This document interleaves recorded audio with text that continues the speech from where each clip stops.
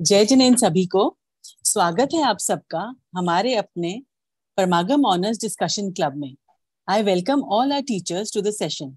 I would like to call Rashmi ji for the mangalacharan. Rashmi ji, over to you. Thank you Tanu ji. जय जिनेंद्र सभी को। अपने इष्ट देव को स्मरण करते हुए इस कार्यक्रम की निर्विघ्न पूर्ति के लिए मंगलाचरण करते हैं। नमो अरिहंताणं, नमो सिद्धाणं, नमो आयरियाणं, नमो वज्रायाणं, नमो लोये सवसाहुणम्। ऐसो पंच नमो यारो सव पावपणासनो, मंगलाणं च सव्येसिं परमं भूयि मंगलम्। मंगलं भगवान् वीरो, मंगलं गौतमोगणी, मंगलं कुंद कुंदाद्यो, जैन धर्मोस्तु मंगलम्।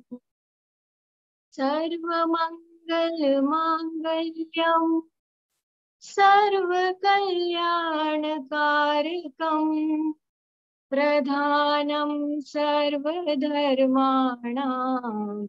जैनं जयतु शासनम्, जैनं जयतु शासनम्।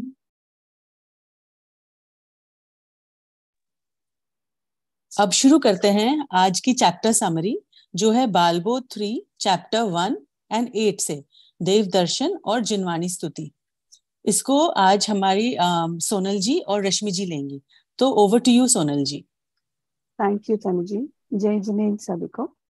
तो जैसे कि तनु जी ने बोला, बाल बोध पाठमाला से पहला एंड जिनवानी स्तुति। So we are taking those, और the way will try to explain is like I'll give a overall summary just in few lines. फिर उसके बाद में हम दो दो छंद बोलेंगे और फिर उसकी समरी बताएंगे। तो जो कि आपको सबको पता ही होगा कि देव दर्शन की जो बहुत ही प्रसिद्ध देव दर्शन स्तुति है, जो कि अमर कवि द्वारा रचित है, और इसमें 4 छंद हैं। तो जो पहला छंद है वो basically it's like a problem statement, कि जिसमें हमारे दुखों के कारण बताए गए हैं, और किसी भी परिस्थिति के कार्य के सही कारण ज्ञात हो जाने पर उस कार्य को नष्ट करना सरल हो जाता है। क्योंकि जब हम उन कारणों को ही नष्ट कर देंगे तो कार्य उत्पन्न ही नहीं हो सकेगा। तो अगर हम इसको प्रैक्टिकल लाइफ से अगर देखा जाए, तो जैसे कि जब डॉक्टर के पास हम जाते हैं, कोई बीमारी यानी कार्य है, तो जब तक कारण नहीं पता चलेगा डॉक्टर इन्वेस्टिगेशंस करते रहेंगे, और जैसे ही प्रॉब्लम पता चली तो उसकी दवाई रूपी सॉल्यूशन भी चालू किया जा सकता है।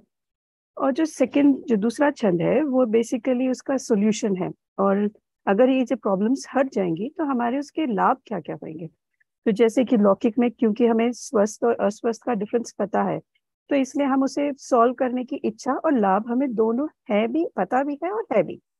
तो परंतु हम अनादि से दुखी हैं, उसका हमें ज्ञात ही नहीं है। इसलिए पहले छंद में हमारे दुखी होने के कारण बताए गए, और दूसरे छंद में हम दुख दूर होने पर हमें क्या क्या लाभ होगा उसके बारे में बताया गया। लाभ पता चलने से उस कार्य के प्रति विशेष रुचि, विशेष उत्साह जागृत होता है, जिससे मन अन्य निरर्थक कार्यों से हटकर एकाग्रता पूर्वक उस सार्थक कार्यों में ही लग जाता है।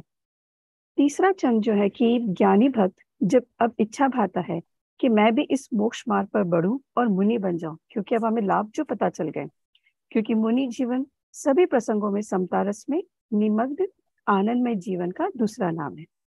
चौथे छंद में जब अब भक्त उत्तम पदवी अरहंत दशा प्राप्त करने की भावना भाता है, भक्त से भगवान बनना चाहता है, क्योंकि असार सांसद संसार सागर से पार होने में कारणभूत एक अरहंत दशा ही एकमात्र उपाय है।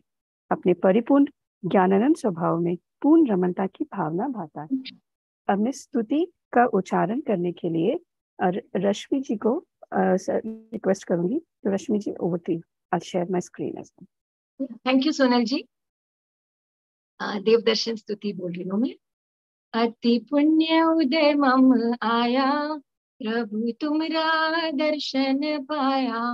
अब तक तुमको बिन जाने, दुख पाए निज गुण हाने।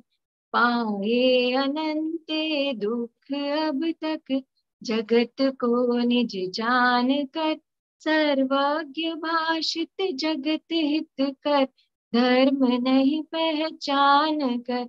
भव बंध कारक सुख प्रारक, विषय में सुख मान कर। निज पर विवेचक ज्ञान में, सुख निधि सुधा नहीं पान कर। तब पद मम उर में आए, लखी कुमति विमोह बलाए। निज ज्ञान कला उर जागी, रुचि पूर्ण स्वहित में लागी। रुचि लगी हित में आत्म के सत, संग में अब मन लगा।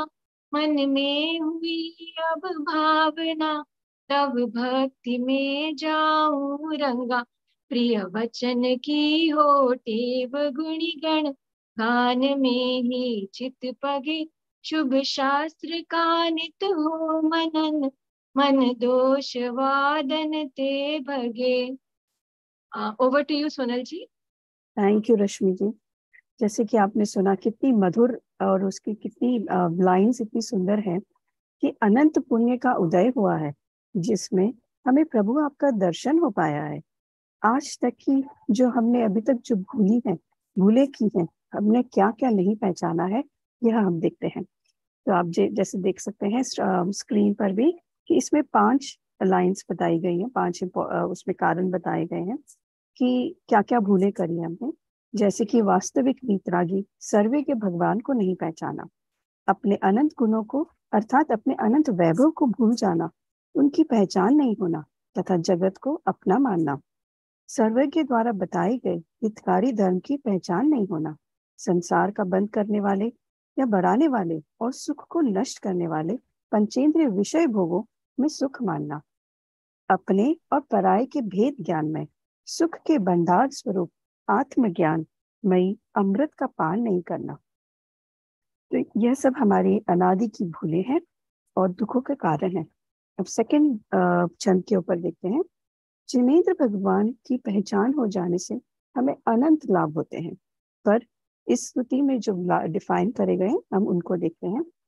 मिथ्या दर्शन और मिथ्या ज्ञान का अभाव होता है, आत्मज्ञान प्रकट हो जाता है, मात्र आत्महित करने में ही पूर्ण रुचि जागृत हो जाती है, आत्महित के पोषक सत्संग में मन लगने लगता है, भगवान के प्रति भक्ति और गुणी जनों के प्रति तीव्रता से विनय आदि भाव मन में उत्पन्न हो जाते हैं।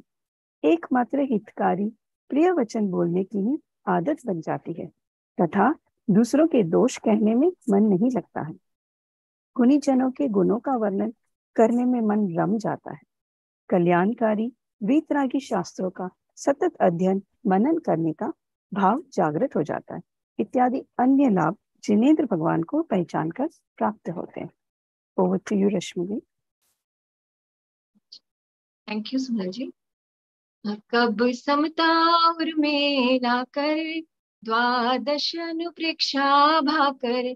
ममता में भूत भगा कर, मुनि व्रत धारु वन जाकर। धर कर दिगंबर रूप कब, 8-20 गुण पालन करूं। 2-20 परिशह सह सदा, शुभ धर्म 10 धारण करूं। तप तपू 12 विधि सुखद नित, बंध आश्रव परिहरु। अरुरो की नूतन कर्म संचित, कर्म रिपु को निर्जरु। कब धन्य सुअवसर पाऊं, जब निज में ही रम जाऊं। कर्तादिक भेद मिटाऊं, रागादिक दूर भगाऊं। कर दूर रागादिक निरंतर, आत्म को निर्मल करूं। बल ज्ञान दर्शन सुख अतुल्य, क्षयिक चरित क्षायिक आचरु।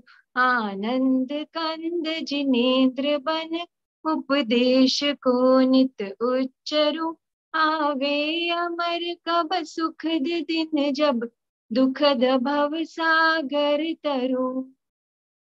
या over to you Sonal ji. Thank you Rashmi ji. तो अब तो लालच बढ़ गया है, क्योंकि अब सब लाभ पता चल चुके हैं, तो अब हमें क्या भाना है वो उसकी चाहत लग चुकी है। इस छंद में भगवान का भक्त निराकुल सुख में मुनि बनने की भावना चाहता है तथा मुनि बनकर क्या करना चाहता है यह सब बताया गया है।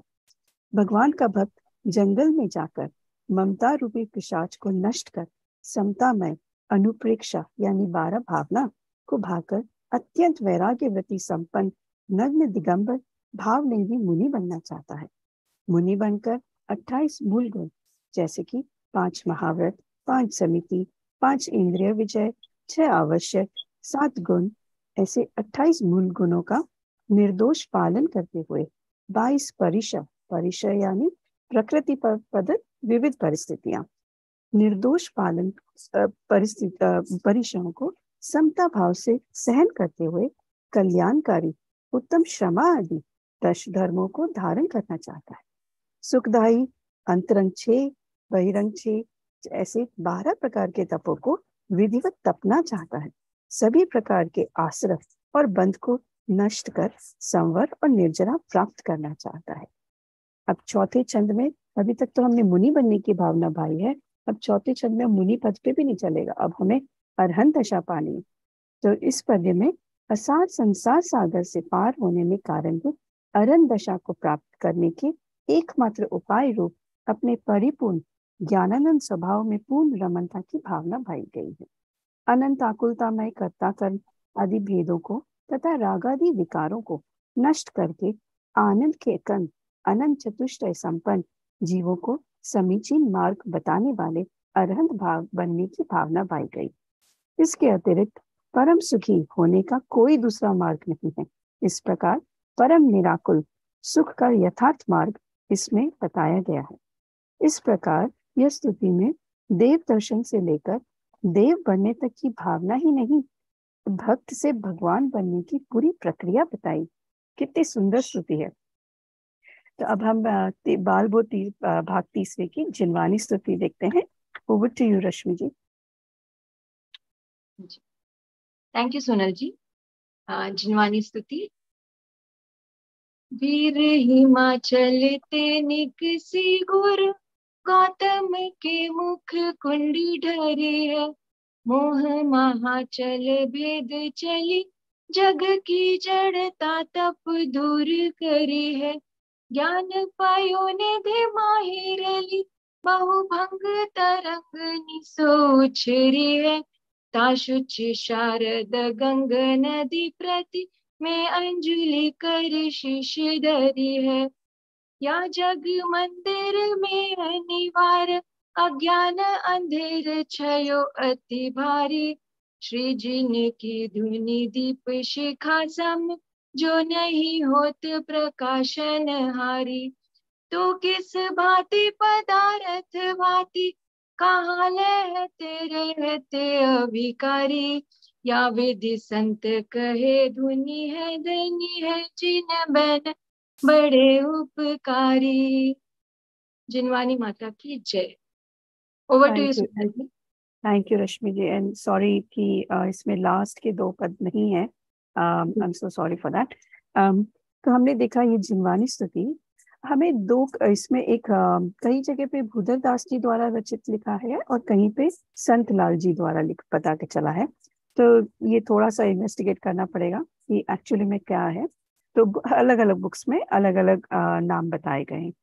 तो यह जिनवानी स्तुति में बेसिकली गंगा और दीप शिखा ऐसे 2 उपमा देते हुए कवि ने गुणगान किया है जिनवानी का। तो जैसे जिस प्रकार गंगा नदी हिमालय पर्वत से निकलकर गौतम कुंड में गिरकर अनेकानेक विशाल चट्टानों को तोड़ती फोड़ती जीवों को शीतल जल प्रदान करती हुई विविध तरंगों से तरंगित होती हुई बंगाल की खाड़ी में जाकर गिरती है, उसी प्रकार जिनवानी रूपी ज्ञान गंगा भगवान महावीर रूपी हिमालय पर्वत से निकलकर गौतम गंधर रूपी गौतम कुंड में गिरी है। वहां से मोह रूपी विशाल पर्वतों, चट्टानों को नष्ट भ्रष्ट करती हुई जगत की जड़ता यानी अज्ञानता रूपी आतप यानी गर्मी को दूर करती हुई ज्ञान रूपी समुद्र में जा मिलती है। उसमें सप्तभंगी रूपी विविध तरंगे सतत उठती रहती हैं, जिससे उसका जल अर्थात जिनवानी का कथन महापवित्र प्रामाणिक बना रहता है। ऐसे पवित्रतम जिनवानी रूपी ज्ञान गंगा के जल को मैं अंजुलि से सिर पर धारण करता हूँ, अर्थात अति भक्ति भाव पूर्वक नमस्कार करके अनंत बहुमान के साथ इसके स्वाध्याय, चिंतन, मनन आदि के माध्यम से आत्म स्वरूप को जानकर पहचानकर इसमें ही लीन रहना चाहता हूँ। दूसरे चंद में कविवर जिनवानी को दीपक की प्रकाशमान ज्योति की उपमा देते हैं। जैसे दीप शिखा अर्थात प्रकाशमान ज्योति घर के अंधकार को नष्ट कर देती है, उसी प्रकार जिनवानी रूपी दीप शिखा जगत रूपी घर के अनिवार्य जैसे जो कि नष्ट करना सरल नहीं है, ऐसे महाभयंकर अज्ञान रूपी अंधकार को नष्ट कर देती है। यदि यह प्रकाश करने वाली जिनेंद्र भगवान की दिव्य ध्वनि रूपी दीप शिखा न होती तो हम पदार्थों का वास्तविक स्वरूप कैसे समझ पाते, तत्वों का विचार कैसे कर पाते, अविचारी अर्थात विचार न करने वाले ही बने रहते। अतः संत ज्ञानी पुरुष कहते हैं कि हमारा महान उपकार करने वाली जिनेंद्र भगवान की वाणी धन्य है, धन्य है। जय Jinendra. Over to you Tanu ji. Thank you Sonal ji, आपने और रश्मि जी ने बहुत ही सुंदर प्रेजेंट किया है एंड आई एम श्योर हमें सबको प्रेरणा मिलेगी कि हम इनको लर्न कर सकें, देव दर्शन और स्तुति और इसको। Thank you so much once again. अब बढ़ते हैं स्टोरी सेगमेंट की ओर। I would like to invite Nidhi ji for the story segment. Over to you Nidhi ji. जय जिनेंद्र सभी को। तो आज के स्टोरी सेगमेंट में हम सुनेंगे हमारे 22वें तीर्थंकर नेमिनाथ भगवान की कथा। तो गाइस एक बात मैं शेयर करना चाहती हूँ कि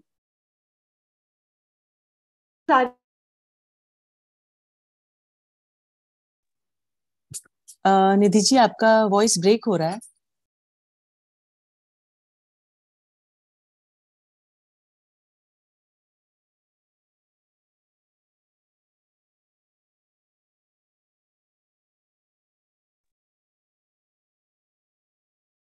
जय जिनेंद्र, मेरी आवाज आ रही है? सॉरी, कुछ ग्लिच हुआ और डिस्कनेक्ट हो गई। तो बात कर रहे थे कि आज हम नेमिनाथ भगवान की कहानी सुनने जा रहे हैं। तो मैं अपनी मन की बात 1 मिनट के लिए कहना चाहूंगी आप सभी से कि मुझे कहानी सुनना बहुत पसंद है और अब मुझे यहाँ मौका भी मिला है कहानियां कहने का। तो ये कहानियां हमारे जीवन में इतनी महत्व रखती हैं, चाहे लौकिक हो और चाहे हमारी पारलौकिक पुराण पुरुषों की कहानियां हो। इनसे हमें सीखने को बहुत मिलता है। तो जब कभी हम किसी ऐसी स्थिति में, ऐसे घटनाक्रम में फंस जाते हैं जहां हमारा अपना विवेक काम नहीं करता, हमारी अपनी बुद्धि नहीं सूझती, तो ये कहानियां हमारा मार्गदर्शन करती हैं और हमसे कहती हैं कि रुकना नहीं है, आगे बढ़ना है, प्रेरणा देती हैं हमको। तो उसी श्रृंखला में आज एक हम और कहानी सुनते हैं। आप सबको भी आनंद आए, कानों को तो अच्छा लगे, मन को भी शांति मिले, ऐसी मेरी मंगल भावना है। तो 22वें तीर्थंकर नेमिनाथ प्रभु की कथा है और भगवान का चिन्ह शंख है, हम सबको याद ही होगा। अब कहानी का जो शुरुआत है हम वंश परंपरा से करते हैं कि भाई ये नेमिनाथ प्रभु किस वंश को फॉलो, मतलब किस वंश में ये पैदा हुए थे। तो जैसा कि हम सब जानते हैं कि ये पूरा कथा जो हमारे हमको मिली है, ये हरिवंश पुराण से मिली है ओरिजिनली, और उसी से रिलेटेड है इनके वंश का नाम, जिसका नाम है हरिवंश। तो नेमिनाथ भगवान हरिवंश के में पैदा हुए थे। उस वंश में बहुत सारे मोक्षगामी राजाओं ने जन्म लिया था और उसी श्रृंखला में अंधक वृष्टि नाम के एक राजा हुए जो स्वयं भी मोक्षगामी थे, जिनके 10 पुत्र थे और जिनके सबसे बड़े पुत्र का नाम समुद्र विजय था, जो कि हमारे कथानायक नेमिनाथ प्रभु के पिता हुए। और सबसे छोटे पुत्र का नाम था वासुदेव। अंधक वृष्टि के सबसे छोटे पुत्र का नाम था वासुदेव, जो कि श्री कृष्ण के पिता थे। तो ये जानना थोड़ा जरूरी है कि नेमिनाथ और श्री कृष्ण चचेरे भाई रहे हैं। एक और इंटरेस्टिंग फैक्ट मिलता है कि इनकी 2 पुत्रियां भी थी अंधक वृष्टि के 10 पुत्रों के अलावा, जिनका नाम था कुंती और माद्री। नाम आपको याद आ ही गया होगा ये हमारे पांडव की पत्नियां थी, जिनसे कि इनको 5 पांडव पुत्रों की प्राप्ति हुई थी। तो जो हमारे युधिष्ठिर, भीम, अर्जुन वगैरह थे, ये नेमिनाथ और कृष्ण के मामा बुआ वाला रिलेशन था। तो इस तरह हमने ये बात समझी। अब तीर्थंकर नेमिनाथ जी के जीवन को जब हम सुन रहे हैं, समझ रहे हैं, तो यहाँ पे श्री कृष्ण के जीवन को जानना भी बहुत जरूरी है। बहुत ज्यादा इन दोनों के जीवन का जो घटना चक्र है आपस में आगे बढ़ता है, और नेमी नाथ भगवान के वैराग्य में भी ये बहुत बड़े निमित्त बनते हैं। तो नेमिनाथ भगवान का जीवन चरित्र पढ़ने से पहले थोड़ा सा हम श्री कृष्ण जी के बारे में भी जान लेंगे कि भाई वो क्या थे और कैसे उनकी एग्जिस्टेंस हुई। तो बात शुरू होती है राजगृही के शासक जरासंध से। इस काल में फिर से वही, जैसे कि हमने एक बार महावीर भगवान की स्टोरी में भी देखा था, 3 पुराण पुरुषों का जन्म होता है। जरासंध जो राजगृही का राजा है, वो होता है प्रतिनारायण, जो अर्धचक्री होता है। और उसी काल में श्री कृष्ण जो नारायण होते हैं वो पैदा होते हैं, और उन्हीं के बड़े भाई बलभद्र जो कि तद्भव मोक्षगामी है, वो पैदा होते। तो स्टोरी इनके अराउंड चल रही है अभी। तो राजगृही के शासक जरासंध हैं, जो अर्धचक्री प्रतिनारायण थे, जिन्हें 3 खंड जिताने में वासुदेव और कंस की बहुत बड़ी सहायता मिली थी। अभी वासुदेव वही छोटे भाई, सबसे 10 भाइयों में सबसे छोटे भाई, और कंस भी थे। प्रसन्न होकर राजा जरासंध ने अपनी पुत्री व मथुरा का राज्य वासुदेव को देना चाहा, लेकिन वासुदेव ने उसे स्वयं तो नहीं लिया। कंस को, उनके फ्रेंड थे वो, तो कंस को वो फॉरवर्ड कर दिया कि भाई आप विवाह कर लो और आप मथुरा का राज्य ले लो। तो कंस को बहुत अच्छा लगा। तो इस उपकार का बदला भी उन्होंने अपनी बहन, उनका नाम था देवकी, कंस की बहन का नाम था देवकी, तो देवकी का विवाह वासुदेव से कराया। ये जो वासुदेव थे, इनके विषय में एक विशेष बात ये थी कि ये कामदेव थे, तो इनसे कराया देवकी का विवाह। तभी क्या हुआ, किसी निमित्त ज्ञानी मुनराज की वाणी में आया कि ये जो वासुदेव और देवकी हैं, इनका जो पुत्र होगा वह कंस का और जरासंध का वध करेगा, उनका नाश करेगा। तो कंस को बहुत भय हो गया, और उसने इन पुत्रों को मारने के विचार से वासुदेव से ये वचन ले लिया कि तुम और देवकिया, मतलब वासुदेव और देवकिया उन्हीं के साथ रहें, ताकि वो अपने कुकृत्य में सफल हो सके, मतलब उनके पुत्रों को मार सके। तो वैसा ही हुआ। देवकी ने 3 युगल पुत्रों को जन्म दिया, जो कि चरम शरीरी और उसी भाव से मोक्ष जाने वाले थे। मतलब 6 पुत्रों को जन्म दिया, लेकिन जिनके पुण्य के उदय से देवों ने उनकी रक्षा की और उनकी जगह पे 3 युगल मृत पुत्रों को वहां रख दिया। तो भाई यही हुआ कि मृत पुत्र हुए हैं देवकी के। फिर 7वें पुत्र को जन्म दिया, जो कि श्री कृष्ण जी थे, और इन्हें भी उनके पिता वासुदेव ने बलभद्र की सहायता से, जो कि उनके बड़े भाई थे, वासुदेव के ही पुत्र थे वो दूसरी रानी से, तो उनकी सहायता से गोकुल ले गए और वहां नंद और यशोदा को सौंप दिया, जहां उनका लालन पालन। अब जैसे ही श्री कृष्ण बड़े होने लगे, मथुरा में बहुत उपद्रव होने लगे, मतलब कंस के राज्य में बहुत उपद्रव होने लगे। तब उसने पता लगवाया ज्योतिषियों से, तो पता लगा कि आपका जो महान शत्रु है वह कहीं पैदा हो चुका है, और उसी के कारण ये सब हो रहा है। तो कंस ने बहुत उपाय किए, लेकिन श्री कृष्ण के पुण्य का इतना उदय था कि वो सब उपाय निष्फल रहे। अंत में एक मल्ल युद्ध में छोटे से बालक श्री कृष्ण ने कंस को, विशालकाय कंस जो बहुत ज्यादा प्रतापी और शक्तिशाली था, उसका संहार किया, और इस तरह कंस का अंत हुआ। अब ये बात जरासंध को भी पता चली, उसको भी पता था कि मेरा भी नाश करने वाला ये श्री कृष्ण ही है। तो उसने यादवों पे, ये सब यादव कहलाते थे, ये श्री कृष्ण, नेमी कुमार, ये सारी जो डायनेस्टी थी यादव कहलाते। तो जैसे ही जरासंध को ये बात पता चली, तो जरासंध ने इन यादवों पर आक्रमण करने की सोची, लेकिन तभी समुद्र विजय ने ऐसा ख्याल किया कि जरासंध तो बहुत शक्तिशाली अर्धचक्री है, और श्री कृष्ण जी अभी बहुत छोटे हैं, तो ये हमें शांति से यहाँ रहने नहीं देगा। एक काम करते हैं अपन, शौरीपुर और ये सब, अच्छा ये सारा जो डायनेस्टी है शौरीपुर की है, ये मैं मिस कर गई शुरू में बताना। तो ये सब शौरीपुर को छोड़कर कहाँ चले गए, सौराष्ट्र, हमारे वेस्ट ऑफ इंडिया पार्ट में चले गए, और वहां समुद्र तट पर रहने लगे। भावी तीर्थंकर व श्री कृष्ण के पुण्य के प्रभाव से देवों ने समुद्र के बीचों बीच अति सुंदर द्वारिका नगरी की रचना की, जहां समुद्र विजय, वासुदेव, बलभद्र, श्री कृष्ण सहित समस्त यादव सुखपूर्वक रहने लगे। अब यहाँ जब मैं ये स्टोरी पढ़ रही थी और इसको मैंने शॉर्ट किया, तो मुझे हर पैराग्राफ में एक लाइन आ रही थी, पुण्य के उदय से, पुण्य के उदय से, पुण्य के उदय से। तो ऐसा ख्याल आया कि देखो, हम चीजें करते नहीं हैं, हमारे जैसे कर्म के उदय हैं वैसी वैसी चीजें जीवन में घटती हैं। ये बात हमारे पुराण पुरुषों को बहुत समझ में आती थी, और वो इस बात को छोड़ देते कि भाई जैसी होनी होगी वैसी स्वीकार होगी। लेकिन हम इतने स्मार्ट हो गए हैं कि हमको हर चीज में लगता है हम कुछ कर ही लेंगे, हम कुछ उपाय बना ही लेंगे, मतलब। और हमारी इनसिक्योरिटीज भी इतनी ज्यादा है लाइफ में, रिलेशनशिप को लेके, फाइनेंस को लेके, बच्चों का फ्यूचर कैसा होगा उसको लेके, तो अपनी हेल्थ को लेके, तो इतनी सारी इनसिक्योरिटीज हम लेके चल रहे हैं। और उनको मिटाने के लिए हम भरसक उपाय भी करते हैं, पूरा पुरुषार्थ, पूरा उपयोग हम लगा लेते हैं। तो ये देख के, ये पढ़ के हमको थोड़ी सी प्रेरणा मिलती है कि अपने कर्मों के उदय को स्वीकारें और अपना उपयोग और पुरुषार्थ अपने को समझने में लगाना है हमको, और जिससे कि चीजों को स्वीकारने की हमको शक्ति भी मिलती है, सहज स्वीकार करने की शक्ति भी मिलती है जब हम वस्तु स्वरूप को जानने लगते हैं। तो ये छोटा सा अपना ख्याल मैंने आपके साथ शेयर किया। अब आगे बढ़ते हैं हम कि नेमिनाथ भगवान का जन्म कैसे होता है। तो वो सब द्वारिका में सुखपूर्वक रह रहे थे। अब नेमिनाथ जी का जीव, नेमिनाथ भगवान का जीव इस वक्त जो है वो अहिमिंद्र की पर्याय में स्वर्ग में है। और जब उनकी आयु के 6 माह शेष रह जाते हैं, तब द्वारिका में करोड़ों रत्नों की वर्षा प्रतिदिन होने लगती है। स्वर्गलोक की देवियां शिवा देवी की आकर सेवा करने लगती हैं। शिवा देवी के भावों में उत्तरोत्तर विशुद्धि होने लगती है। तीर्थंकर की मां बनने के लिए उनके, जैसे ही वो बनने वाली होती, उनके भावों में विशुद्धि दिन रात बढ़ने लगती है। फिर कार्तिक शुक्ला षष्ठी के दिन शिवा देवी ने उत्तम 16 स्वप्न देखे, और नेमिनाथ के जीव ने उनकी कुक्षी में आके वो पधारे। 9 मास उनके आनंद पूर्वक बीते। फिर श्रावण शुक्ला षष्ठी के दिन द्वारिकापुरी में 22वें तीर्थंकर का जन्म हुआ। इंद्रों का आसन डोला। फिर प्रभु का 1008 कलशों से जन्माभिषेक सुमेरु पर्वत पर हुआ।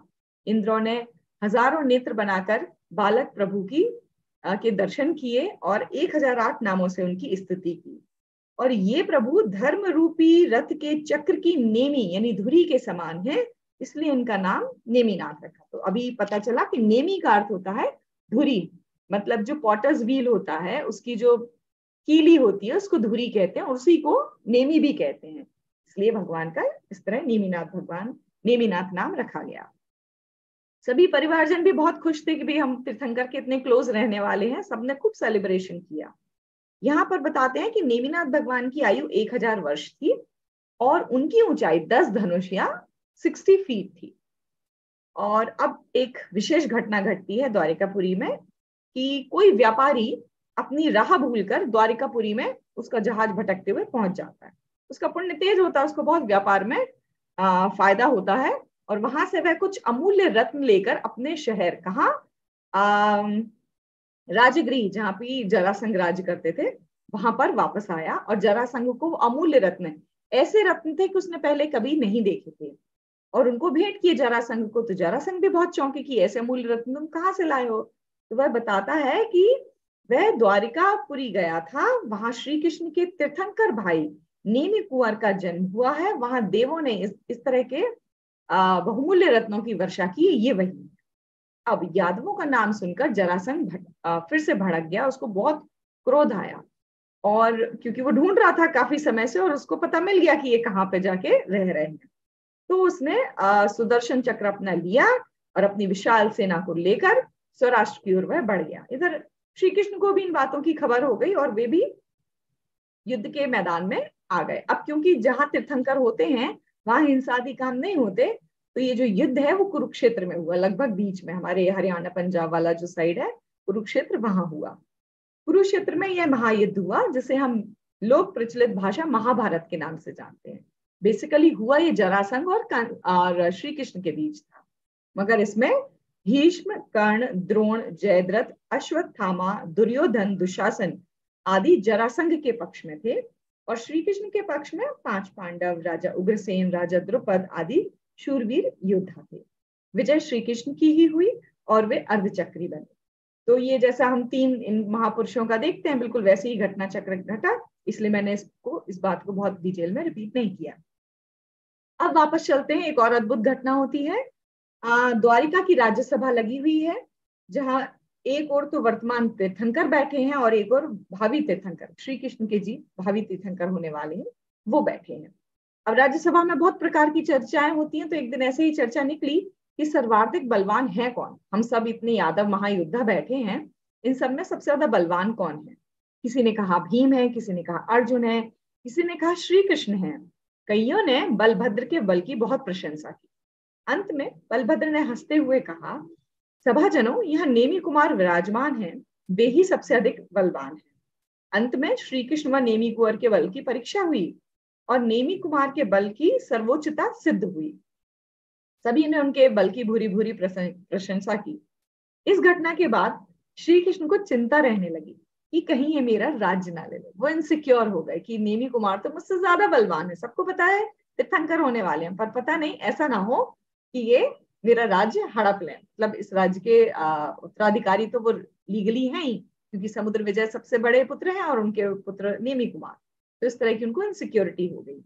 वे विचार करने लगे कि ऐसा क्या उपाय किया जाए कि नेमी कुमार दीक्षा ले लें, है ना, तो इनको भी इनसिक्योरिटीज हो जाया करती। फिर एक और घटना घटी। क्या हुआ कि नेमी कुमार नहीं, श्री कृष्ण जी अपनी रानियों सहित सरोवर के किनारे क्रीड़ा करने गए, जल क्रीड़ा करने गए। नेमी कुमार भी अपनी भाभियों सत्यभामा, रुक्मणी, जाम्बुवती के साथ हास्य विनोद कर रहे थे। तो उनके वस्त्र भीग गए और उन्होंने सत्यभामा अपनी भाभी से कहा कि मेरे वस्त्र भी धो दीजिए। सत्यभामा को थोड़ा सा ईगो पे हर्ट हुआ और वो तुनक्कर बोली कि आपकी मैं दासी थोड़े ना हूं, मैं तो अर्धचक्री की पटरानी हूं। आपको वस्त्र धुलवाने हो तो अपना विवाह कर लीजिए और वही आपकी आकर पत्नी आपके वस्त्र धोएंगी। अच्छा, यहाँ नेमी कुमार का किंचित मान जागृत हुआ। बहुत ही इंटरेस्टिंग है ना। और काफी बड़ा घटना चक्र है, 3-4 पेजों पे लिखा था कि वो नागशैया पे जाके तांडव करते हैं और इंद्र का आसन डोलता है। श्री कृष्ण को भी पता लगता है कि मेरे अलावा यहाँ कोई और शूरवीर है। तो इस तरह की कुछ घटनाएं होती हैं जिसको मैंने डिटेल में नहीं बताया है। फिर क्या हुआ, सबको समझ में आ गया कि भाई कुछ बात है। तो श्री कृष्ण ने ही आगे बढ़ के उनके विवाह का प्रस्ताव उनके माता पिता समुद्र विजय और शिवा देवी के सामने रखा। और क्योंकि अब नेमी कुमार 300 वर्ष के हो गए हैं, अभी तक तो उन्होंने स्वीकृति नहीं दी थी, लेकिन अब वो उनके पास गए और नेमी कुमार ने स्वीकृति दे दी विवाह की। तो श्री कृष्ण स्वयं जूनागढ़ जाते हैं और वहां की उत्तम कन्या और वहां की राजकुमारी राजुलमती से उनकी मंगनी तय करके आते हैं। सभी परिवारजन इस विवाह को लेके सुपर एक्साइटेड हो जाते हैं, अति प्रसन्न हो जाते हैं। अब आती है बात श्री कृष्ण के मना स्थिति की।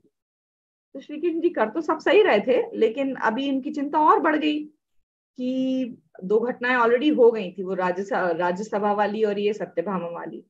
तो अब वो सोचते हैं कि ऐसा ना हो कि विवाह इनका हो जाए और ये फिर संसार में आके और मेरा अब पक्का ये राज्य मेरा लेने वाले हैं। तो उनका दिमाग और 10 की स्पीड से उपाय सोचने लगता है। अब शादी होनी शुरू होती है।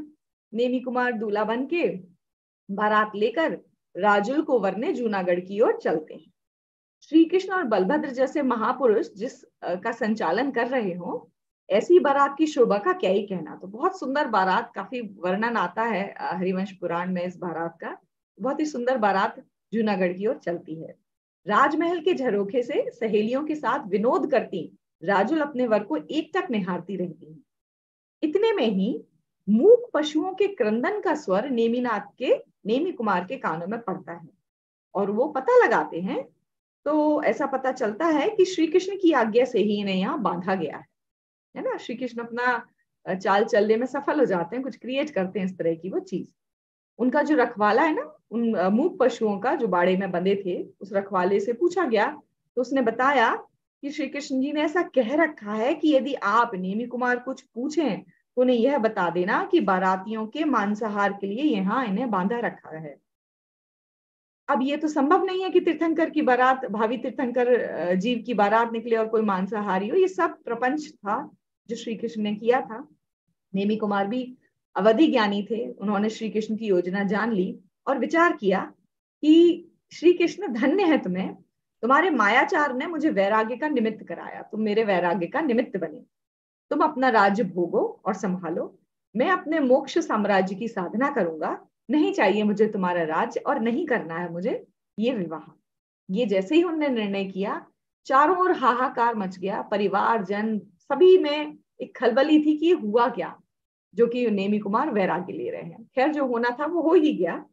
नेमी कुमार ने 12 भावनाओं का चिंतन किया, वहां से स्वर्ग से लौकांतिक देव आए, वैराग्य की अनुमोदना हुई। फिर भगवान नेमी कुमार वन की ओर गए, नमः सिद्धिव्या के उच्चारण से वहां उन्होंने दिगंबर दीक्षा धारण कर ली और दिगंबर मुनि बन गए। और अब क्या हुआ, अब राजुल की मनोदशा के बारे में अगर हम विचार करें कि कहाँ तो वो विवाह के लिए एकदम तत्पर और तैयार थी और अपने सौभाग्य को सराह रही थी कि भावी तीर्थंकर का साथ मुझे मिलने वाला है, मेरी तो भली ही होनहार है। इस प्रसंग ने उनको झकझोर के रख दिया था। माँ बाप ने बहुत समझाया था, लेकिन वे दृढ़ निश्चय कर चुकी थी कि जिस राह पे मेरे स्वामी गए हैं मैं भी वही उसी राह पे चलूंगी। तो वो भी दीक्षा ले लेती हैं और आरिका बन जाती हैं। यह नेमी मुनि 56 दिन के लिए सौराष्ट्र के आसपास विहार करते हैं मौन पूर्वक। पश्चात शुक्ल ध्यान चक्र के प्रहार द्वारा समस्त कर्म शत्रुओं को नाश कर अरिहंत दशा को प्राप्त कर केवल ज्ञानी हो जाता है। मात्र 56 डेज में नेमी नाथ मुनि को केवल ज्ञान की प्राप्ति हो जाती है। देवों द्वारा दिव्य समावरण की रचना होती है। यह सब कहाँ होता है घटना चक्र, ये सब घटता है शिखर जी गिरनार जी के पर्वत पर। नेमिनाथ की धर्म सभा में पांडवों ने गजकुमार, जो कि श्री कृष्ण जी के भाई थे, अभी कुछ दिन पहले ही रश्मि जी ने स्टोरी सुनाई थी गजकुमार की, और प्रद्युम्न और शंभु कुमार जो कि श्री कृष्ण के पुत्र हैं, इन सभी राजकुमारों ने धर्म श्रवण किया और वे मुनि बने और उसी भव से मोक्ष को प्राप्त किया। 700 वर्ष तक तीर्थंकर के रूप में विहार करते हुए भारत भूमि में नेमिनाथ भगवान ने धर्मामृत की वर्षा की। समुद्र विजय सहित अन्य 9 भाइयों ने, किसको छोड़कर, वासुदेव जो कामदेव है उनको छोड़कर बाकी 9 भाइयों ने दीक्षा ली और मोक्ष की साधना की। शिवा देवी जो कि नेमी कुमार की माँ थी, उन्होंने भी आरिका बनी और राजुल के संग में उन्होंने भी राजुल का संग ज्वाइन कर लिया। द्वारिका के दहन की चर्चा भी भगवान की वाणी में आती है, जो कुछ दिनों पहले रश्मि जी ने हमको अच्छे से सुनाई। तो इस तरह नेमिनाथ प्रभु की 1000 वर्ष की आयु में जब 1 मास शेष रह गया, तब वे पुनः गिरनार पर्वत पर पधारे। योग निरोध किया तो उनकी वाणी थम गई और आषाढ़ शुक्ला सप्तमी को समस्त कर्मों का नाश कर प्रभु ने सिद्ध दशा की प्राप्ति की। तो ऐसे सिद्ध नेमिनाथ भगवान की जय। गिरनार पर्वत की 5वीं टोक पर एक शिला पर प्रभु के चरण चिन्ह अभी भी अंकित हैं, जो 86,000 ईयर्स के बाद भी हमें उनकी याद दिलाते हैं और उनका जीवन हमारे आंखों में एकदम वैसे ही हो जाता है जैसे अभी कुछ हुआ। तो नेमिनाथ भगवान की कहानियां खत्म होती है और इनका जीवन चरित्र पढ़कर एक बात ख्याल में आती है कि हमारे जो सुपर हीरोज है ना, हमारे पुराण पुरुष, उनके जीवन में भी घटना चक्रों की कमी नहीं थी, है ना। काफी कुछ उथल पुथल उनके जीवन में भी मची, लेकिन like any other story they also come out as winners, right. तो ये जो हमारे तीर्थंकर भगवान हैं, इनको कौन अपने माया जाल में फंसा सका है ना। एंड ऑफ द डे उन्होंने अपना रास्ता खुद ही निकाला और उल्टा वही जो मायाचारी श्री कृष्ण ने करी वो उनके वैराग्य का निमित्त बन गई और वे संसार चक्र से बाहर निकलकर अनंत काल तक के लिए सुखी हो गए। तो हम सभी यही प्रेरणा लें और वी शुड ऑल्सो फील कि हम भी ऐसे विनर्स बन के बाहर निकलेंगे। और इसी मंगल भावना के साथ सभी को जय जय। Thank you so much Nidhi ji. आपने बिल्कुल सही कहा कि हमें वैराग्य की प्रेरणा जो है कहीं से भी मिल सकती है। वो तो हमारी दृष्टि का सारा वो है, और वही घटना जो राग किसी में उत्पन्न कर सकती है वही किसी में वैराग्य उत्पन्न कर देती है। तो और परिणामों की विचित्रता, बहुत ही सुंदर आपने इसका चित्रण किया है। और जैसा आपने बोला, हम भी प्रेरणा लेते हैं अपनी कहानियों से कि हम भी सही रास्ते पर चलें। तो चलिए, thank you so much once again. अब हम अगले सेगमेंट की तरफ बढ़ते हैं, शंका समाधान के लिए। इसके लिए मैं मृदु जी को बुलाना चाहूंगी। तो मृदु जी के बारे में मैं थोड़ा बहुत पहले बताना चाहती हूँ कि मृदु जी डॉक्टर हैं और पिछले बहुत सालों से ये प्रैक्टिस कर रही हैं as a paediatrician and neonatologist. पर इनकी सर्च जो है, जो जैसे हम लोग भी जब सर्च कर रहे हैं आंसर्स के लिए, तो ये परमागम ऑनर्स तक आई और इन्होंने परमागम ऑनर्स 2017 बैच से पूरा 5 साल का कोर्स किया और अब ये मास्टर्स भी कर रही हैं। और इतना ही नहीं, ये परमागम ऑनर्स के यूएसए बैच को पढ़ाती भी हैं। तो वेलकम मृदु जी। सभी को जय जिनेंद्र। और तनु जी, सबसे पहले मैं आपका और आपकी टीम का बहुत बहुत आभार और कॉन्ग्रेचुलेट आपको करना चाहूंगी कि इतने अच्छे फॉर्मेट वाले प्रोग्राम की आप लोगों ने उसको सोचा और उसको हमारे सामने प्रस्तुत करते हैं आप लोग। और ये इतना इंफॉर्मेटिव है, जो हमारे पाठ है उनको ही कितनी अच्छी तरह प्रेजेंट करते हैं, स्तुतियां होती हैं, और ये कहानी का सेगमेंट तो बहुत ही इंटरेस्टिंग है। तो overall it is a very commendable thing that you are doing. बहुत जी, बहुत आपको congratulation. Thank you so much. और वो यही है, हम राजेश सर हमेशा ये कहते थे कि मेरे बैच में हम लोग सारे जो हैं जेम्स हैं। तो आई एम श्योर ये सभी, क्योंकि इतना अच्छा प्रिपरेशन होता है, सब मेहनत पूरी करते हैं, ऑल्दो सब व्यस्त हैं, जैसे आप भी बहुत व्यस्त हैं, पर क्योंकि यहाँ से जो चीज हमें मिलती है वो कहीं और से नहीं मिलती है, तो वही हमारी प्रेरणा है। तो चलिए अब शुरू करते हैं। तो मृदु जी, फर्स्ट क्वेश्चन है कि मंदिर में या स्वाध्याय करते समय सब अच्छा लगता है और समझ में आता है, पर घर में जाकर भूल जाते हैं, तो क्या करें? तो ये तो सब हम सब की कहानी है, हम सब आइडेंटिफाई करेंगे इससे। तो इसके समझने के लिए जो मुझे समझ आता है कि हम अपनी भूमिका पर एक बार विचार करें कि हम सब अभी गृहस्थ, संसारी, रागी द्वेषी जीव हैं, मिथ्या दृष्टि हैं। और चाहे हम हमारा गृहित मिथ्यात्व नहीं रहा, ये हम कह सकते हैं, लेकिन फिर भी हमारी जो कषाएं हैं, अनंतानुबंधी की कषाएं हैं।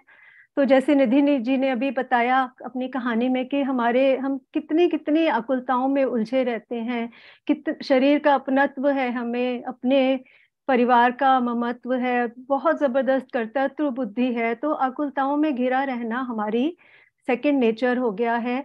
तो जब हमें थोड़ी कम आकुलता से एनकाउंटर होती है, किसी सिचुएशन में हमारी आकुलता कम होती है, तो वो उसको हम सुखरूप भाषण करते हैं।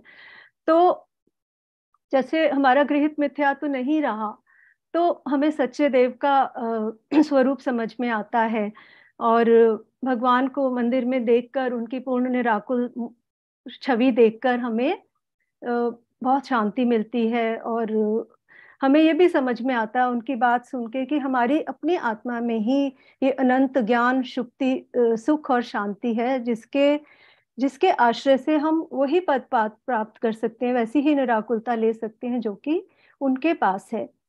तो सच्चे देव को हम आइडियल मानते हैं, तो मंदिर जाके हमें बहुत अच्छा लगता है, भक्ति भाव में हम उससे परिपूर्ण अपने को पाते हैं वहां पे, और शांति और सुख महसूस करते हैं। और उनकी वाणी क्योंकि हमें जानने की इच्छा है, तो हम स्वाध्याय के लिए कोई बुक उठा लेते हैं वहां से।